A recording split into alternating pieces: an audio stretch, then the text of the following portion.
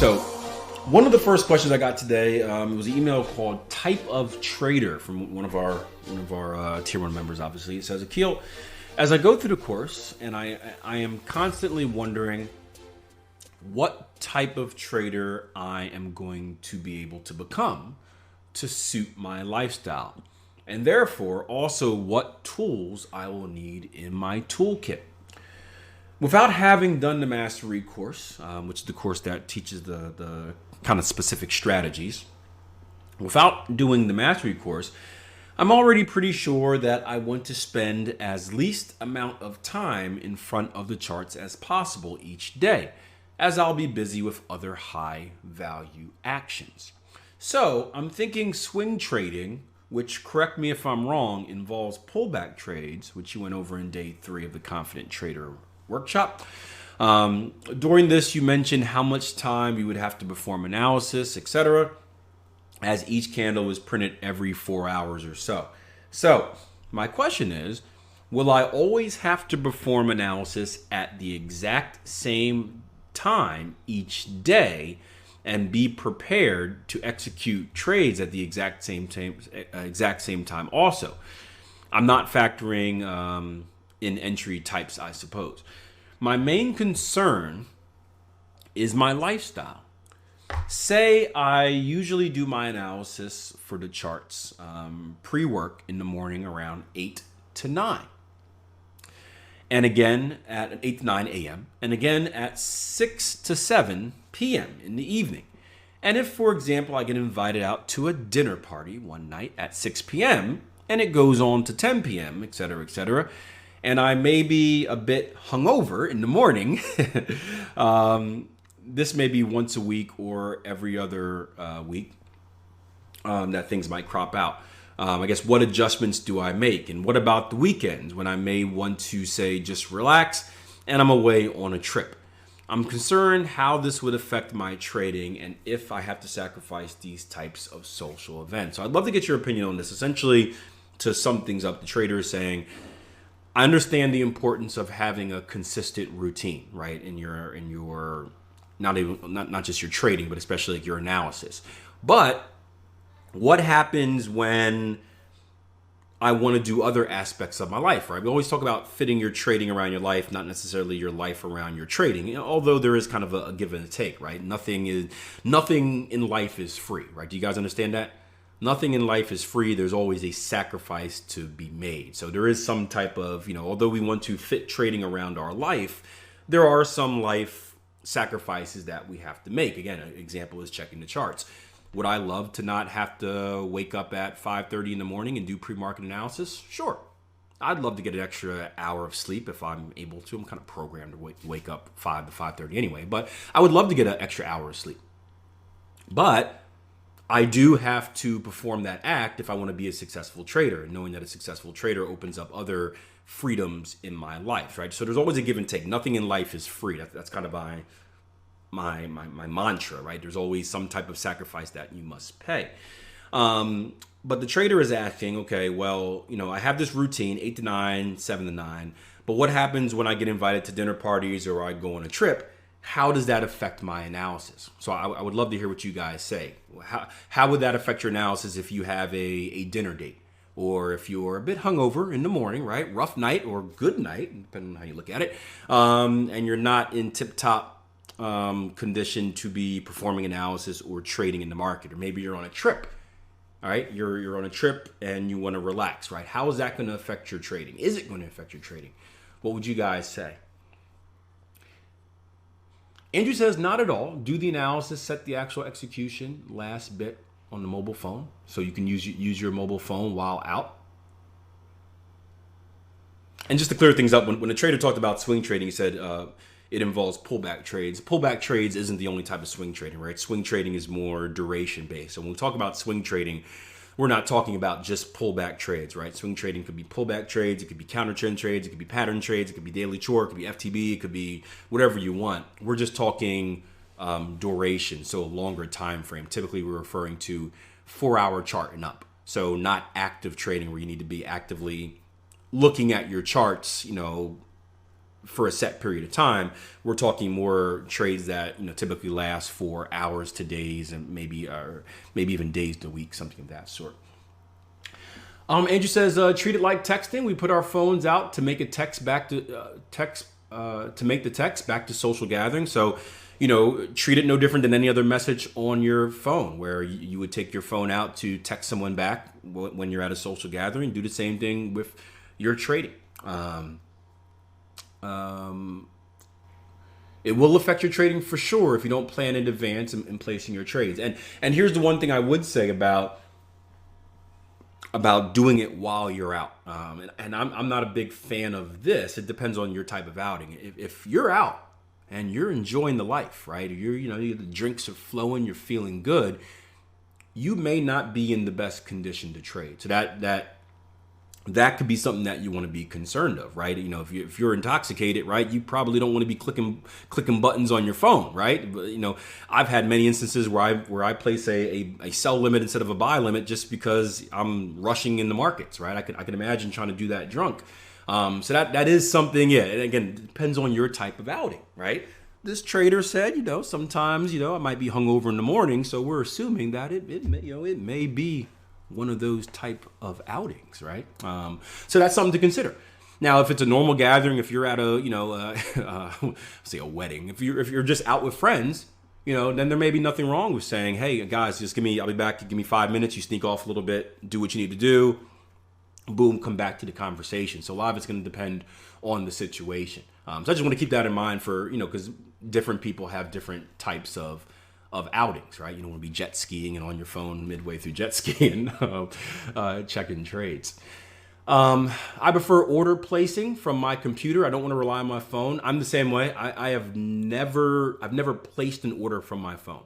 I've deleted orders. I've moved orders. I've never placed an order from my phone. I'm kind of old school. I mean, phones are better now. When I first started trading, the apps and whatnot were horrible. The apps are pretty decent now, and phones keep getting bigger and bigger. So, it's kind of like you're carrying a laptop around with you. So things have changed a little bit, but I'm with you. I prefer to do it from my computer.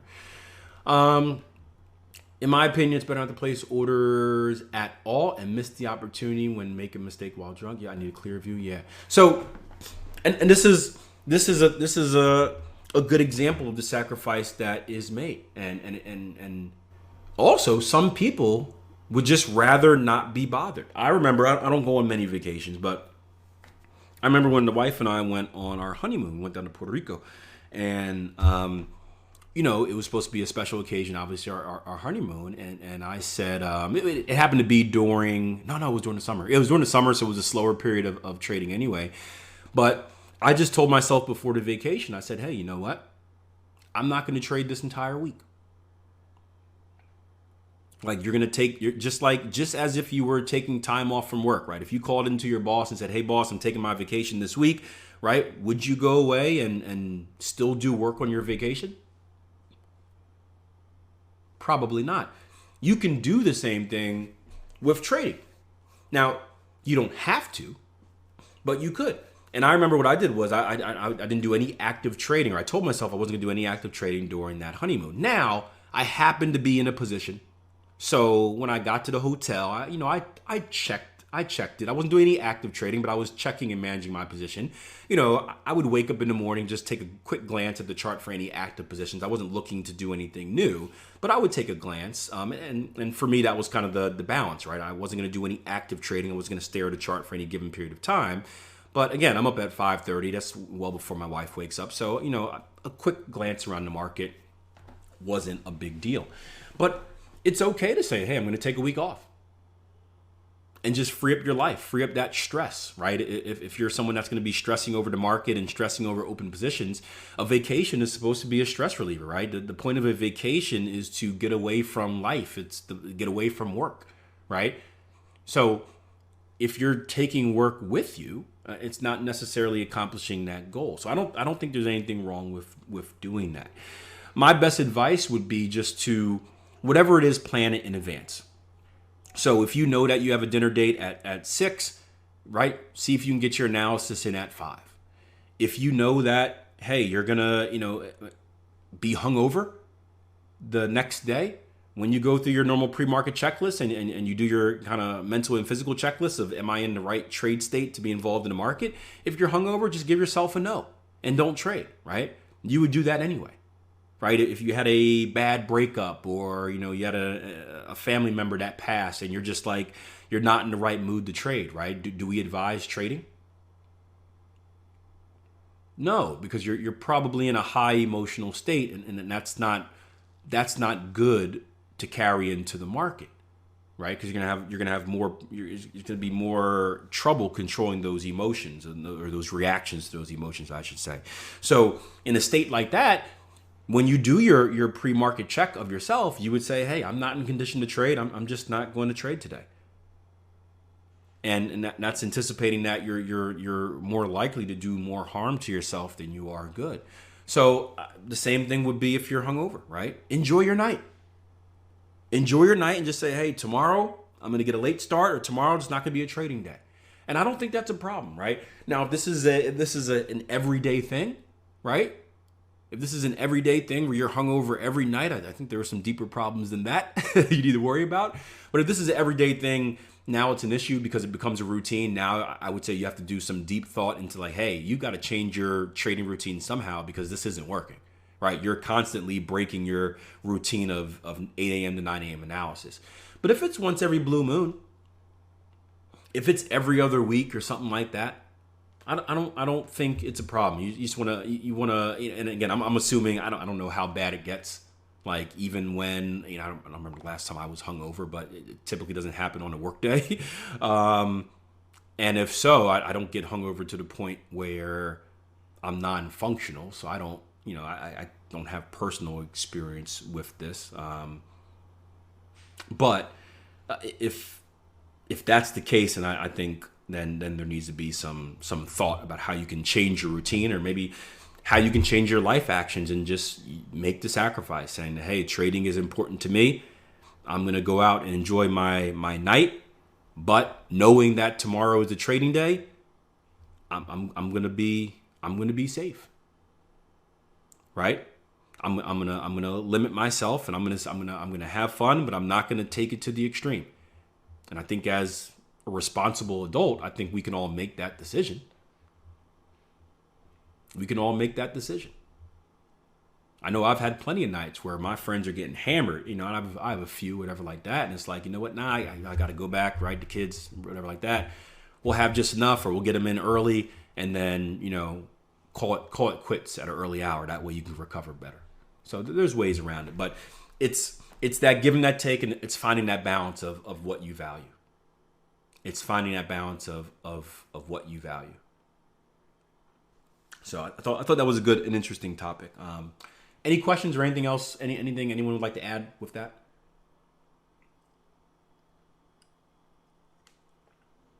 This type of question always brings me back to the Xbox guy, right?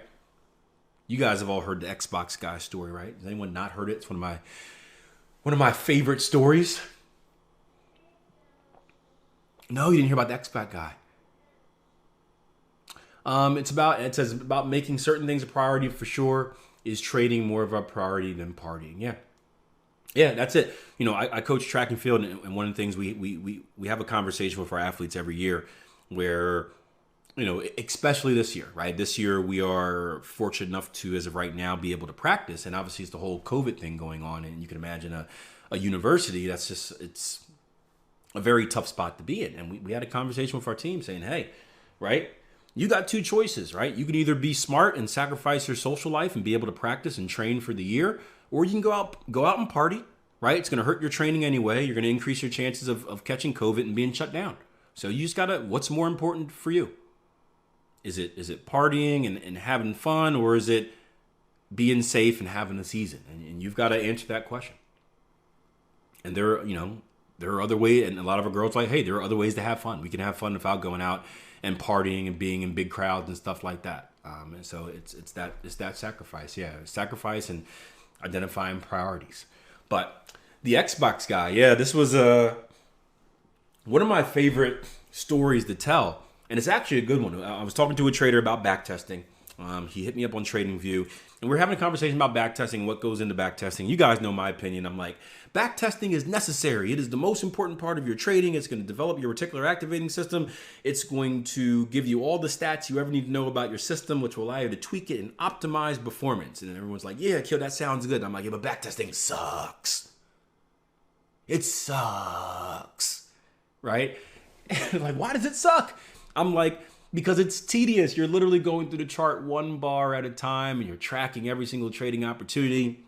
And then you're tracking different variations of it. If you're tracking different things like entry stops, and then you're going through the emotional swings where it's, I think every single backtesting system, I think it always starts off good. I think whatever point you choose in the market, in the year, whatever, I think it always starts off good, right? You always start off like 10 straight winners, and you're like, yeah, I'm on to something, best system ever. And then you go to like the middle section, it just sucks. And you're like, oh, is this still going to be good? It's going to be bad. And it's draining.